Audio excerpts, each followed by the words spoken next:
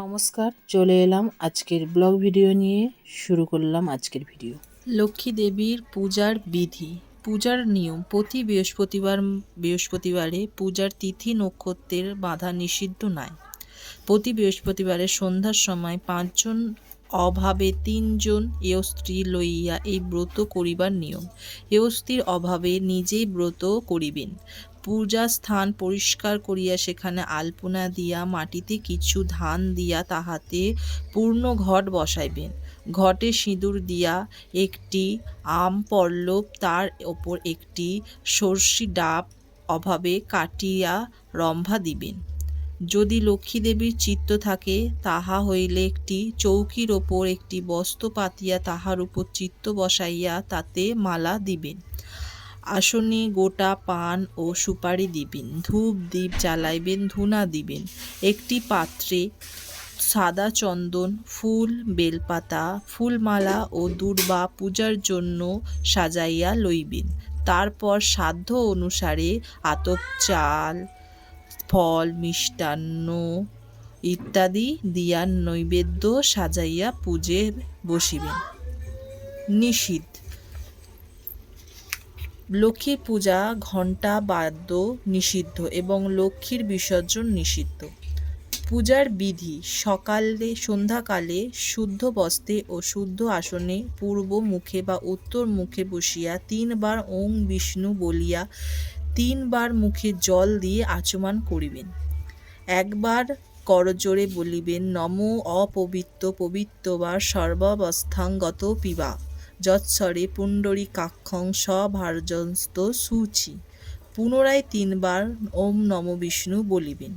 কোষার জলে একটি ফুল দিয়া তাহার উপর 2 হাত উপুর করিয়া দিয়া বলিবে ওং গঙ্গেচ্চ যমুনেচ্চ গোদাবরী সরস্বতী নর্মদে সিন্ধু কাবেরী জলস্মি সন্নিধিং কুরু।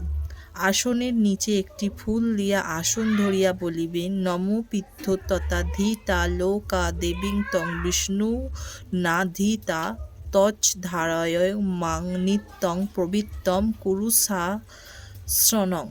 ফুলের জলের ছিটা ও চন্দনের ছিটা দিয়া পুষ্প স্পর্শ করিয়া বলিবেন নমো পুষ্পে পুষ্পে মহাপুষ্পে সুপুষ্পে পুষ্পম সম্ভে চরণাং ক্রিং নেং হং স্ফট সাহা।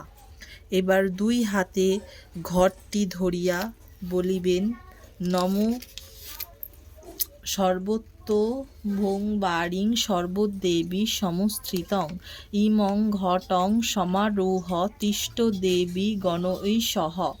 এইবার গন্ধ পুষ্পান দ্বারা ঘটে পূজা করিবেন। এতে গন্ধপুষ্পের নমো গণেশায় নমো, এই রূপে শ্রী সূর্যায় নমো, বিষ্ণবে নারায়ণ নমো, নমো নমো শিবায় নমো, নমো দুর্গায় নমো, নমো আদিত্যাদি নমো, গ্রহবে নমো, নমো মৎস্যসাদি দশাবতারম্ভেভ্য নমো। তারপর লক্ষ্মীর ধ্যান পূজা করিবেন যথা এ তৎপাদ্য লক্ষ্মী দেব্যৈ নমো। এইভাবে অঘ্রম আচমানীয়ম পুনরাচমানীয়ং গর্ধং পুষ্পং ধূপং দীপং নৈবেদ্যম প্রাণীয় জলং তাম্বূলং নমো লক্ষ্মী দেব্যৈ নমো বলিয়া পূজা শেষ করিয়া এতে গন্ধে পুষ্পের নমো, ইন্দ্রিয়ার নমো, এইভাবে নমো কুবেরায় নমো, নমো অষ্টনৈবেদ্যভে নমো বলিয়া পূজান্তে ষষ্ঠ পাঠ ও প্রণাম মন্ত্র পাঠ করিয়া প্রণাম করিবেন। শেষে দূর্বা হাতে লইয়া ব্রতকথা পাঠ করিবেন বা শুনিবেন।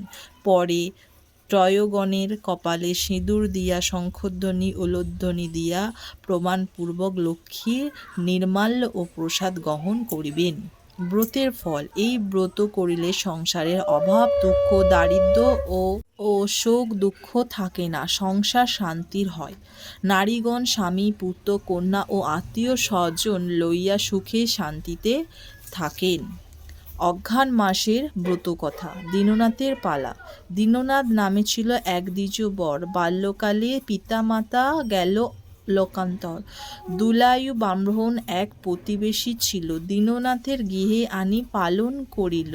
মাঠে মাঠে দীননাথ গোধন চড়ায়, গৃহেতে ফিরিয়া দীনু বাসি ভাত খায়। দেখিতে দেখিতে কিছু দিন কেটে গেল, বৃক্ষতলে বসে দীনু ভাবিতে লাগিল। পিতামাতা ছাড়ি গেল শৈশবকালেতে, বেঁচে থাকা বড় দায় পরের অন্নতে। বৃক্ষতলে বসে দীনু এই চিন্তা করে, দুই নয়নে বারিধারা ছড়িতে ঝরে। হেনকালে ক্ষেত্রলক্ষ্মী তথায় আসিল, দীননাথে হস্তে তথা কিছু ধান দিল। এই ধান ছড়াইয়া দাও ক্ষেত্র পরে, দীননাথ ধান লয়ে ক্ষেত্রতে ছড়ায়।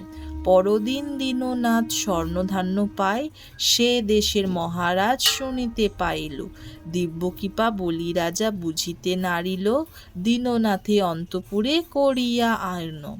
রাজ্যকন্যা তার হাতে হস্ত করিল অর্পণ, বহু জমি দিল রাজা কন্যার জামাতায়। সুরমস্য প্রসাদ এক বানাইয়া সার, দীননাথ রাজা হইল লক্ষ্মীর কৃপায়। হরি হরি বল সবে পালা হইল শেষ, ইতি অঘ্রাণ মাসের ব্রত কথা সমাপ্তম। জয় মা লক্ষ্মী।